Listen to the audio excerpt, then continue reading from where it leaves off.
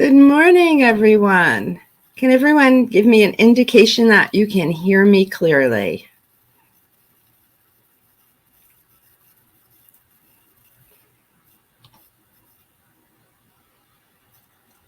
Beautiful. Thank you. Thank you, everyone. Wonderful to be here at another great Drupal GovCon, kicking the day off. Exciting to be part of GovCon again. If you're new to GovCon, you're going to love the next 3 days. So my name is Dory Kellner, and this session is Building a Mindset for Technical Leadership. Leadership is more about being than doing.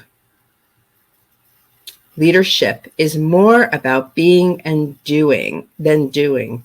Have you noticed that we've lost focus on the human experience in the workplace?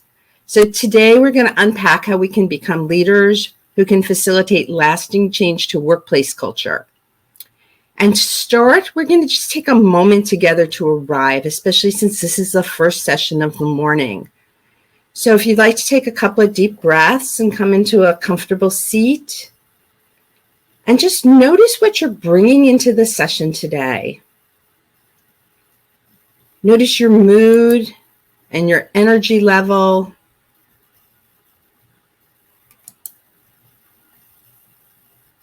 Notice your body and any tension you might have.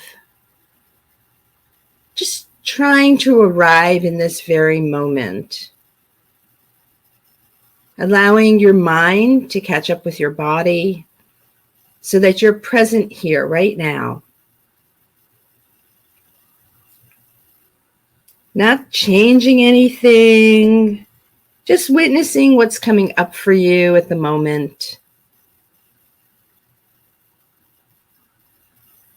And perhaps think about one attitude that you'd like to bring into this moment, into this session. Is it curiosity? Is it empathy? Is it a go-getter attitude? Taking a couple more breaths together.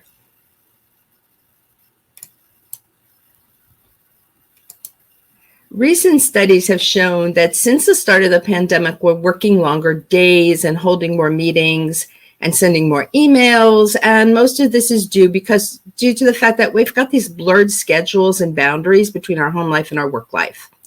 And we've lost over 3 million women in the workplace. Okay. When employees feel burned out and stressed, we see a drop in productivity, engagement, and loyalty. So we can continue to lead as we have through the 20th and 21st centuries with top-down directives and micromanagement and power grabs and profit motives. Or we can see that there's an alternate way to lead that can even have a better impact on the bottom line. And that way is through mindful leadership, by leading with compassion and an open mind, which can truly change workplace culture. So I've spent 4 decades in tech and experienced burnout and anxiety and panic. And some of you who know me have probably already heard this story. You know, mostly this happened from working in toxic workplace culture that didn't place a priority on me as an employee or see any value in being human in the workplace. So I searched for a better way to navigate life and its stressors, and I transitioned my work from designing Drupal websites to teaching and facilitating mindfulness. And in this very chaotic world we have right now, we're in the midst of a mental health crisis. So today I'm going to share how mindful leadership can help you become a more resilient leader who can foster connection and compassion and meaning in the workplace. Because workplace culture doesn't just magically change because you change your directives. It changes when you understand yourself relative to others and you foster a culture of trust. So let's see how you can change the way that you experience your role as a leader. So we're going to talk about some key leadership qualities and the conceptual brain systems that support them. And then we're going to discuss building the skills that can help you affect change in yourself, which ultimately will benefit those who work with you. What we're going to discuss today is tied to science and evidence and research-based practices. So I ask that you remain open to what you hear today. You put down your mobile and your other work. You turn off notifications. And you use the chat to connect with each other as we go through the session. This is an experiential session, and you'll have the opportunity to try each of the things that I offer. So how many of you already have a perception of me from my bio and my introduction? Right? It's normal for your brain to label the information that's coming at you. And this is how you organize information and understand the world. So your perception is guided by what we call mental models. These are frameworks that you build over your lifetime, and they consist of all your experiences from socialization and your values and your beliefs and your education and the parenting you received. And these beliefs and expectations lead you to expect other people to fit the labels that you assign to them. So you end up generalizing your own experience and as what others are experiencing when no two people are alike. So your experience isn't the same as mine, even if we're in the same event. And these mental models become patterns that you repeat over and over again through your lifetime, and they often are barriers to change and acceptance. And therefore, they limit your ability to lead. So we look for ways to change the patterns caused by our mental models because they're often a source of stress in the workplace that manifests itself as bias and misunderstanding and blaming and micromanaging. And the research shows that we can break out of these patterns by building our emotional intelligence, which is our self-awareness, our self-management, our agency. This is our empathy and connection to others. This is our motivation. And whether you embrace this type of change depends on your mindset. So when you have what we call a fixed mindset, you believe that your intelligence and talents are static and that they're innate. And they're determined by your genetics and your biology. So a fixed mindset limits what you can achieve, whether you can stick to new habits or skills or develop new ways of thinking. You may avoid challenges and resent feedback or become intimidated when others have success. You may enter a session in GovCon and then leave because you think you know it already. Or maybe it's not for you, instead of looking at the session through fresh eyes. So a growth mindset is when you believe that your intelligence and your talents can be developed and improved over time. It allows you to recognize that you can improve through effort and action. And it helps you embrace feedback and bounce back from challenges by seeing them as opportunities. So the good news is that you can build a growth mindset, and this can be accomplished through mindfulness practice. So just like when you are in a sport, you practice all the time so that you're ready and you're proficient for your next game or your next match. And we practice mindfulness all the time so that we can show up with a growth mindset, one that has the capacity to be curious and accepting and compassionate. So what is mindfulness? So it's really the faculty of the present experience. It's being present at all times with all your senses. And this gives you the space to see where you're stuck in your thinking. And it helps you to acknowledge your reactions to your mental models and to challenge them with kindness and compassion. So mindfulness increases your empathy and compassion by training your brain to take a pause and to help you reframe whatever's going on, whether you're feeling stress or fear or see your biases arising or your assumptions about a situation. And when you're more aware, then you can be less reactive and more accepting of yourself and others. So challenging your mental models leads to growth. And you might know this intellectually, but you need to integrate and internalize this. This is how you build and transform your emotional intelligence. Because again, leadership is more about being than doing. So when we bring mindfulness into the workplace, we can see both financial and humanistic return on investment. The skills that we individually develop through mindfulness are essential for a humanistic workplace culture. So they're very nicely aligned. And the key here is that there are lasting effects. Mindfulness takes advantage of the brain's neuroplasticity, which is the ability of the brain to develop new neural pathways and strengthen existing ones in response to your experiences.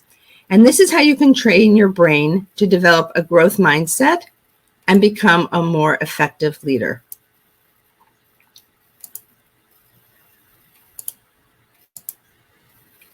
So where do you start? Now, it's really tempting to start by creating meditation programs for individuals at work to reduce stress. And a lot of my colleagues do that. I do that as well. But it's important not to place blame on employees for feeling impacted by workplace culture. Okay? This is not their problem to solve. This is our problem to solve as leaders. So we start with the leadership. Only once leaders can embody mindfulness will we experience true change in the workplace. So to begin, I'm going to discuss 4 qualities that will help you build your emotional intelligence and align with a leadership mindset. And these include vision, which is your planning and your problem solving and you're focusing on the big picture. Focus, which is building concentration and accuracy in detecting details. Humility, which is managing difficulties and learning from your mistakes. And courage, embracing change and taking risk. And these 4 leadership qualities align with 4 conceptual brain systems that can be strengthened by mindfulness practice. So this is a model from Zwei's Kwak, and she has created this research around how different parts of the brain can be impacted by mindfulness practice. So consistent long-term meditation practice has been shown to change the functional connectivity of the brain within these brain systems that she has defined. But we can teach long-term meditation, daily meditation, as a formal practice, but that's not really reasonable in a conference session. So there are also informal mindfulness practices that can help you strengthen these brain systems. And so we're going to discover right now how the leadership qualities that we're talking about align with these brain systems and how we can train our minds to become better leaders. So I'm going to start with vision. You need a clear vision of what you want to accomplish, but you also need a vision of yourself. If you're somebody who has a reactive mental model, you tend to go on autopilot and get hijacked by your emotions. Okay, so the greatest challenge to achieving your vision ends up becoming your innate reactivity. You end up getting blinded by minutia or silver bullets without thinking about how these items fit into your vision. So can anyone relate to that? Kind of feeling like, we've got it all, and anytime something doesn't go the way we want, we end up being reactive. So practicing emotional awareness allows you to connect with your emotional triggers. Okay, and it helps you pause to evaluate your response patterns and your mental models. Emotional awareness helps you notice your negative emotions also, especially those that stem from unconscious bias. Emotional awareness is a skill that builds resilience, and it keeps you from letting your emotions dictate your behavior. And a recent study showed that when leaders demonstrate patience, the creativity of their teams increases 16% and their productivity increases 13%. So certainly some of these soft skills that we don't necessarily think about with leadership can have a huge impact on the bottom line. So resilience allows you to recover quickly from any disruptive change or a failure in your life without feeling overwhelmed. And you build your resilience by taking control when it's possible and accepting when it's not. So it's a big key issue, accepting when it's not possible to take control. And then reframing whatever challenges you find as opportunities for growth. And these are all elements that over 40 years ago, psychologist Suzanne Kobasa labeled as stress hardiness.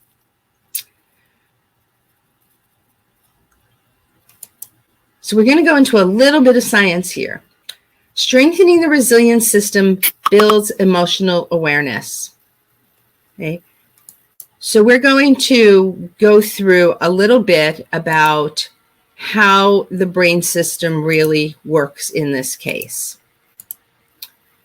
So when you are faced with needing protection from physical harm, when your survival instinct kicks in, when you're on the beltway and you got to hit the brakes because someone cut you off, when you're in the jungle and a tiger approaches you, that's when your survival instinct kicks in and your adrenals start pumping out cortisol, your blood pressure goes up, and you get this fight, flight, freeze syndrome. Okay? I think we've all experienced that. And that is because this part of your brain that's highlighted here, the amygdala, is responsible for keeping you out of physical danger. And it is in charge of ensuring that your body can get out. But it does that by kind of shutting off your brain. Basically, you're just reacting to whatever happens. Okay. So when you have what we call an identity fear, so this is not survival instinct, but this is a fear of change, of failure, of imposter syndrome. When you have these kinds of fears, the Center for Problem Solving in your brain, which is your prefrontal cortex, and your Center for Memory and Compassion, which is your hippocampus, shuts down. Okay? Your brain gets hijacked, and you can't think your way out of problems. Okay? You can't empathize with yourself and others. And you might even recognize this as, being so angry that you're blinded and you don't know how to react. This is your brain shutting down. And it's supposed to do this if you're in physical danger, but it's not supposed to do this if you're in psychological danger. So if we can get the amygdala out of the way, it makes room to choose how to respond. And we can take back control. We can discern what we're feeling in the given moment and make room to ask ourselves the question, what do I need right now? So how do we open up these pathways so that the amygdala recognizes I'm not in physical danger. I'm able to turn my brain back on and think through a problem. Okay. So we do this, we activate this resilience system with what we call box breathing. The box breath can help train your brain for resilience in moments of high alert. So basically, if you have one of these identity fears hitting you, you build up resilience so that your brain opens the pathways back up to thinking instead of running. So when you notice your nervous system is so revved up that you're not thinking straight, you're frightened or panicked or angry or enraged, use that as a cue to practice your box breathing and come back to a safety zone. And this will allow you to think clearly again and realign with your vision. Yeah, there's a comment in the chat, box breathing works.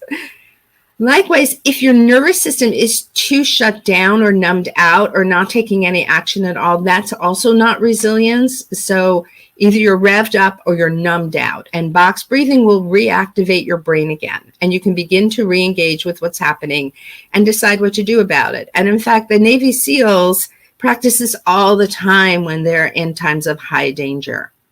Okay, so because this calms and regulates the nervous system. So we're going to practice this together so you understand how to do it on your own. And I just want to let you know, if you get dizzy, just stay seated for a moment and resume your normal breathing. So we're going to count for 4 for each part of the breath. We're going to do an in-breath to the count of 4. We're going to Do a pause for a count of 4, and then an out breath for a count of 4, and a pause for a count of 4. And we're going to repeat this a few times. Okay. So come into a comfortable seat and maybe take a couple of breaths in and out, and exhale, and then breathe in 2, 3, 4, pause 2, 3, 4, breathe out 2, 3, 4, pause 2, 3, 4, breathe in 2, 3, 4, pause 2, 3, 4, breathe out 2, 3, 4, pause 2, 3, 4, breathe in 2, 3, 4, breathe out, pause. What do you notice? Come back to your normal breathing. And maybe use the chat to say what you've noticed. If you felt revved up, are you feeling more at ease? If you felt kind of numbed out, do you feel more alert? Feel free to share your experience in the chat. The next quality we're going to discuss is focus. Our ability to focus is essential for getting things done and getting them done right. But our minds experience constant chatter. We think about the past. Why did I say that? Why did I do that? I should have done that differently. And we think a lot about the future. What if I don't make the right decision? What if I look silly? What if people don't like me?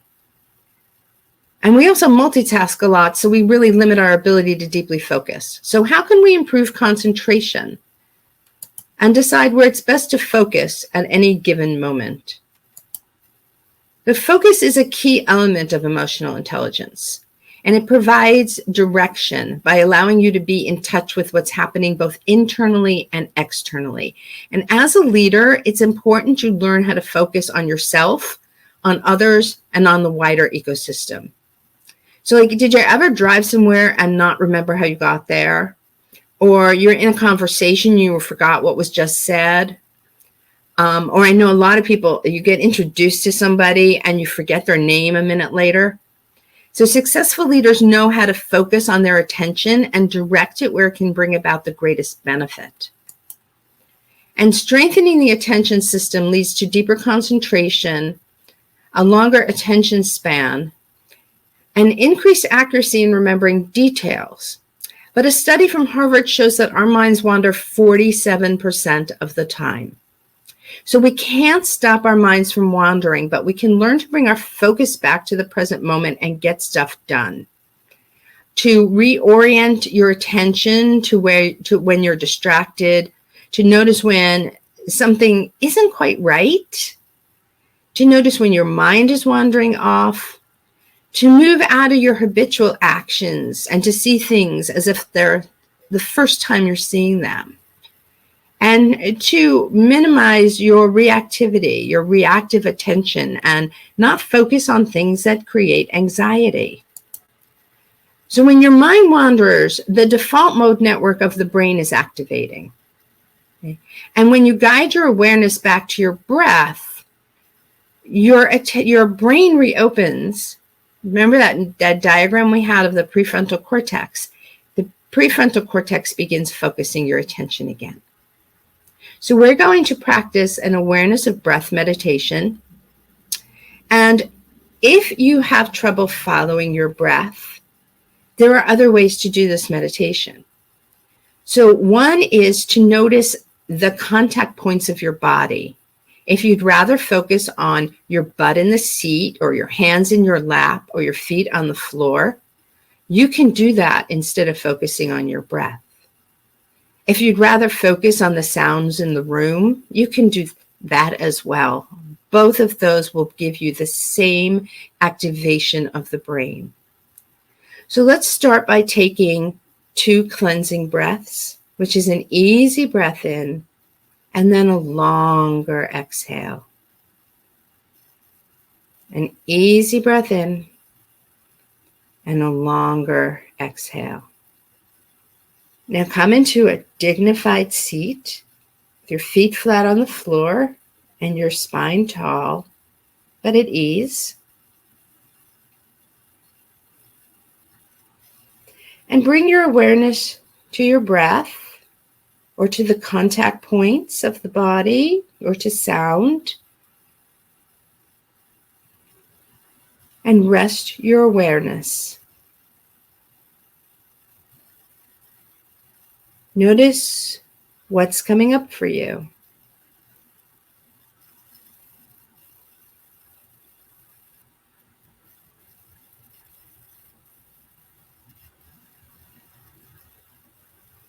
Allowing what comes up in your mind or your body or your emotions to recede into the background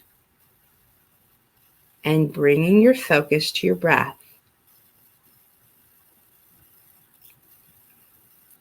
There's no expectations here. We're not here to become more relaxed. We're here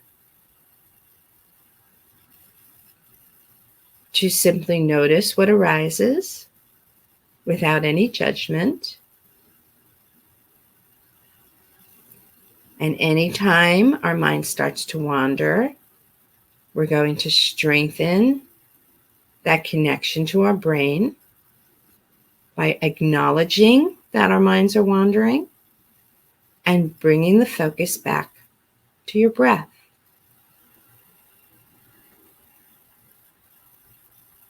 Just beginning again and again, building that muscle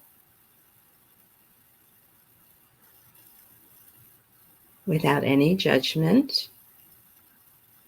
And I'll leave you in silence for a minute to practice.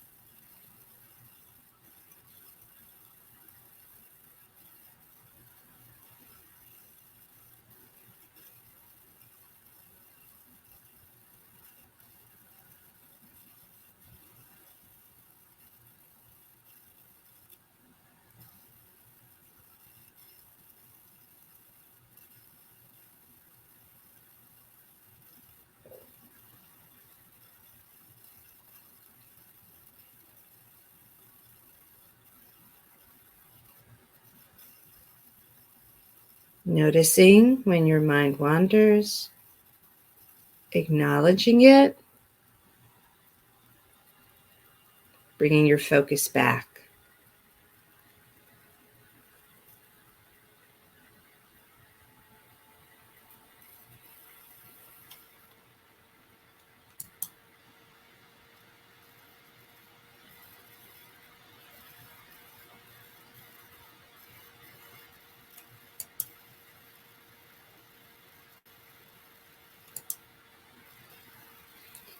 Okay, taking a few breaths together again.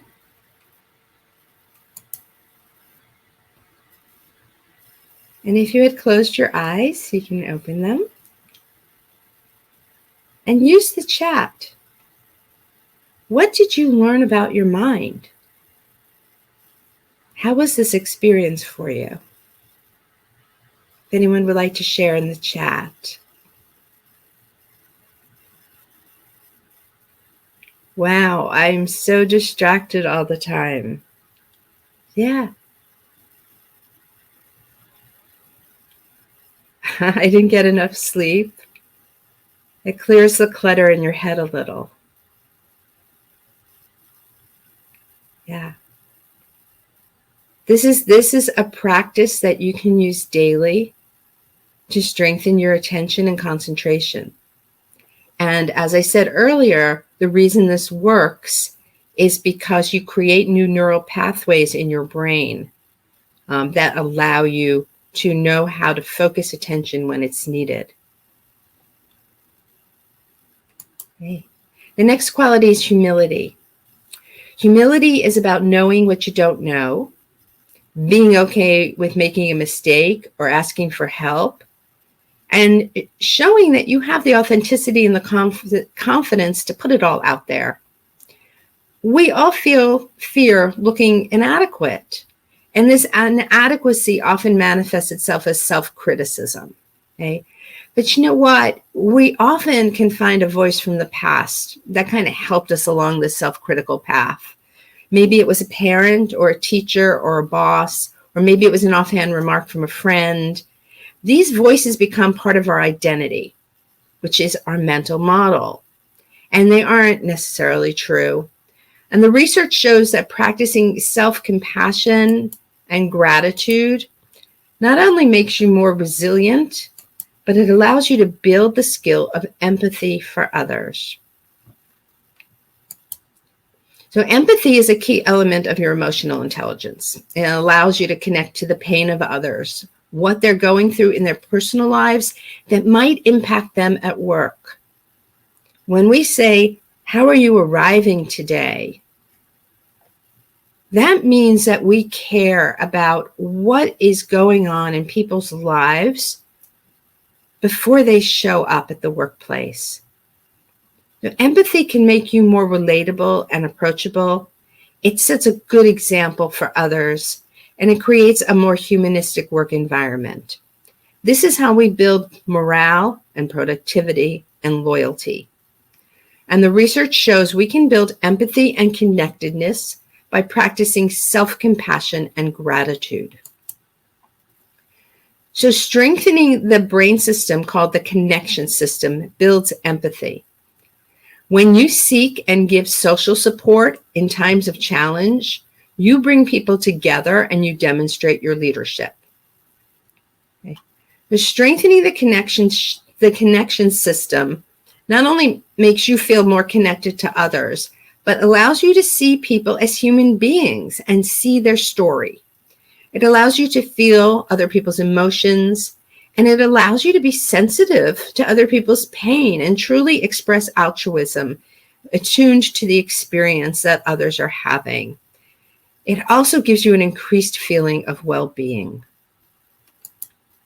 So to activate the connection system, we cultivate compassion. So this is the next practice we're going to do together. So be comfortable here.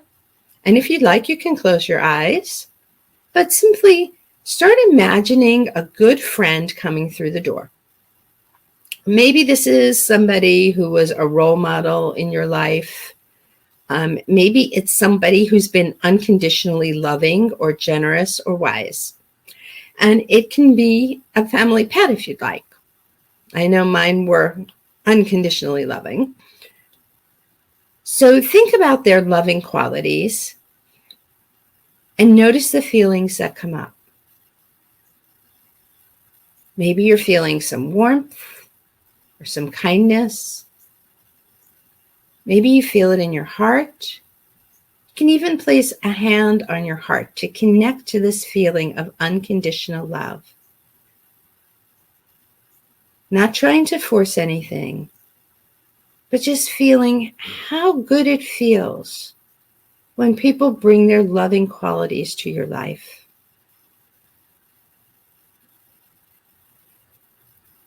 Now bring that friend to mind again, and silently to yourself, repeat these phrases directed at your friend. May you be happy. May you be healthy.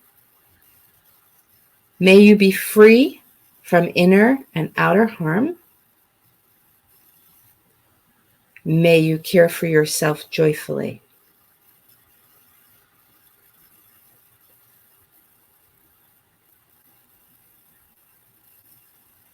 Now bring yourself to mind and think about your own good qualities.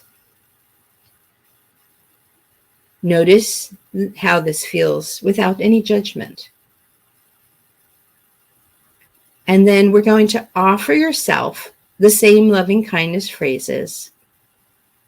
using the feelings in your heart of love to anchor your body. And if you notice any resistance or tightness, notice it with curiosity and continue with the practice. So repeat these phrases silently to yourself. May I be happy. May I be healthy. May I be free from inner and outer harm. May I care for myself joyfully.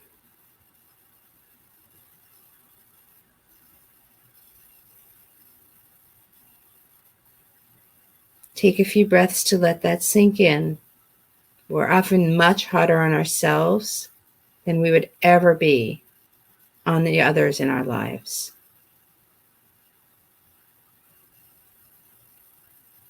So when you're ready, returning back to our session, and you might use the chat to share your experience. You might be experiencing the benefits of oxytocin right now, which reduces the level of cortisol in the brain and activates the hippocampus, which is your center for memory and compassion. So share your experience in the chat. I see someone has said, I used to work for a Quaker organization and we started every meeting with a couple of minutes of silence. I appreciate that comment so much because it reminds us that mindfulness is not a religious practice. This is a secular practice. And many organizations can benefit from starting every meeting with a couple of minutes of silence, the same way we started this session that way. So the final element and quality we're going to discuss today is courage. We all have identity fears. We talked about this a little earlier. Those fears of change, of being judged, fears of failure and rejection. This makes us hesitate to deviate from our mental model, our usual way of doing things, right? We don't like to change. And reactive leaders stay on autopilot. They make knee-jerk decisions based on old habits or limited information because of the fear of the unknown. So you don't need to immediately react to your fears because that's how you give away your power. Rather than react, you want to find an appropriate response, one that embraces the growth mindset and is accepting of other perspectives. The responsive leaders know when to gather new information from many sources to make more informed, intentional decisions. And this gives you the ability to be more flexible and to move in new directions and to engage other people. And you become more effective because you're making wiser decisions. The meta-awareness system of the brain is what we're dealing with right now. And this provides the awareness of being aware. You can become aware of these narratives, of the mental models in your mind and how they impact your reactions. You can see how your own narratives might hurt other people. And you can also begin to see that other people have their own mental models and narratives themselves. Everyone has a unique way of looking at the world based on their experiences. And we're not going to see everything exactly the same. So strengthening the system improves your ability to see and detach from your own stories and your own patterns and free yourself up to seek out new perspectives.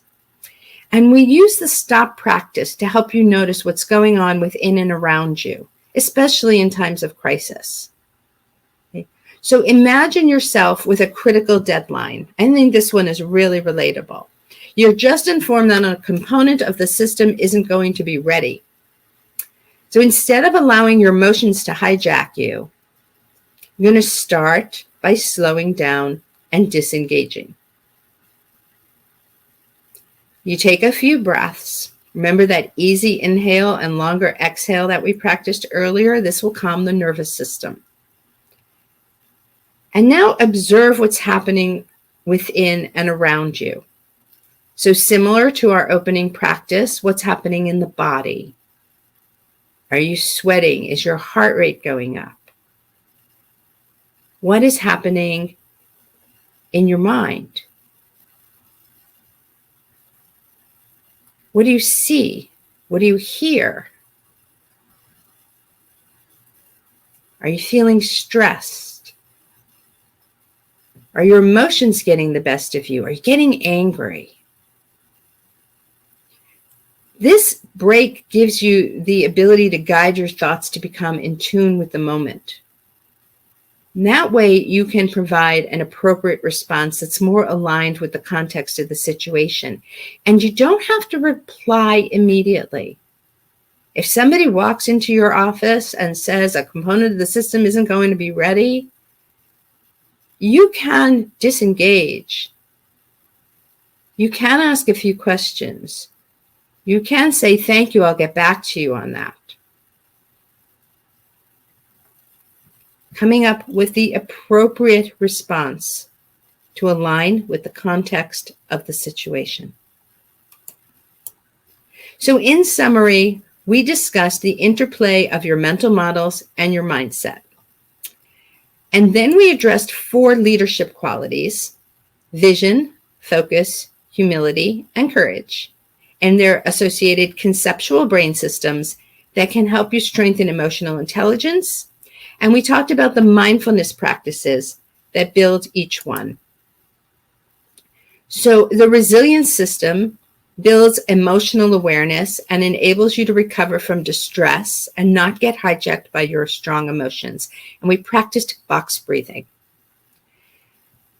The attention system builds concentration, and it enables you to focus on a task and resist all those distractions. And we practice the awareness of breath meditation. We also talked about using the grounding of the body or sound to bring your attention back when your mind wanders. We talked about the connection system and how we build empathy and enables us to form emotional bonds and see other perspectives and reduce bias. And we did this by cultivating kindness and compassion. And we talked about the meta-awareness system, which builds responsiveness and awareness about how your mind weaves your experience into narratives and constructs your mental model of the world. And we practiced stop. So leadership is more about being than doing. It's about recognizing how things are in this moment and accepting and acknowledging what you find with curiosity and kindness, and consciously deciding the appropriate action to take. So I invite you to examine how these skills align with your experience as a leader.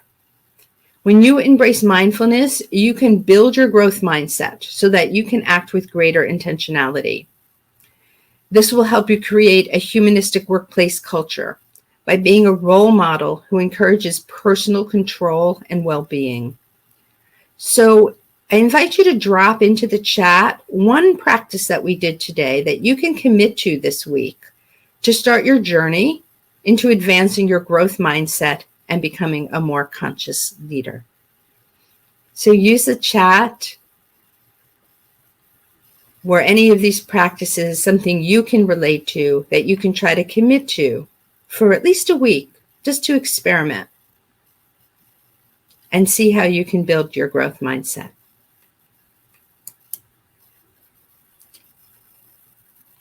So if there are any questions at this time, I'm happy to take those. And even if you just had some insights on some of the practices we did or some of the elements that we discussed, I'd love to hear them as well. We have just a few minutes. And I'll leave my contact information up. I design workplace mindfulness programs for organizations, and I work with individuals as well.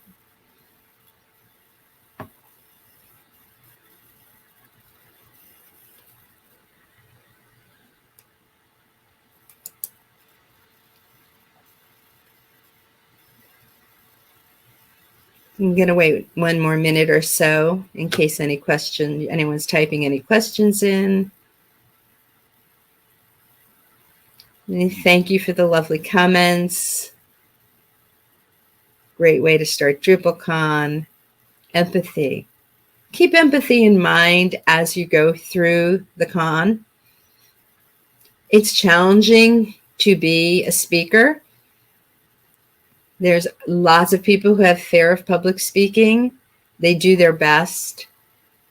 Accept that. Allow them to do their best. So thank you so much. Don't forget that we have contributions coming up. And a full 3 wonderful days of conference.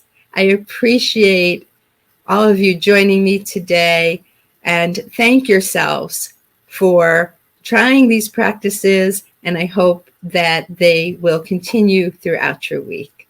Have a wonderful day, wonderful con, and I'll see you at another session.